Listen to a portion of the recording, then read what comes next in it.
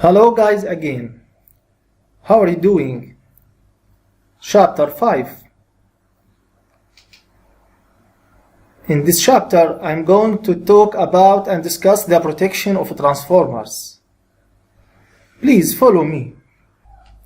Before we know what are the types of protection, we have to know that transformers are vital equipment in transmission and distribution networks. Therefore, the protection against internal and external faults is a very important factor in the design of those networks.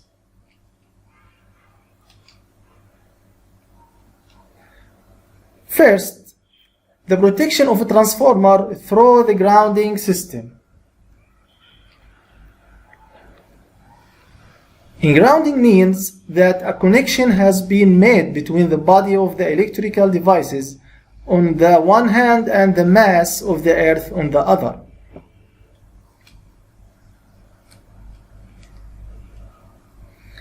A grounding resistance is a 12 ohm for 11 kilo voltage and a 20 ohms for 22 kilo voltage. Soil resistance shouldn't exceed a half ohm, and the soil resistivity varies according to the soil equality. So we have to know what is soil resistivity. Soil resistivity is a measure of how much the soil resists the flow of electricity. It is low in clay soil, high in sandy soils, and very high in rocky soil. Of course, soil equality affects soil resistance. So soil should be treated.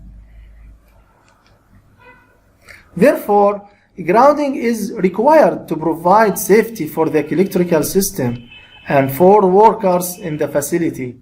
It is not enough to ground the transformer's body only, but the neutral point of the transformer must be grounded separately. Grounding the neutral point in the transformer. The neutral point of the transformer shall be grounded according to two types. One, direct grounding, as the following figure. When the soil resistance is very good and gives the value required for the resistance values, which shouldn't exceed 1 ohm, direct grounding is preferred. This type is preferred in the distribution transformers due to the low voltage values. 2. Non-direct grounding by resistance.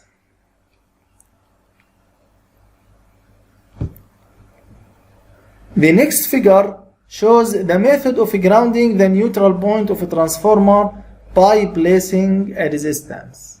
This method is preferred in medium and high voltage networks due to high voltage values to reduce the short circuit currents.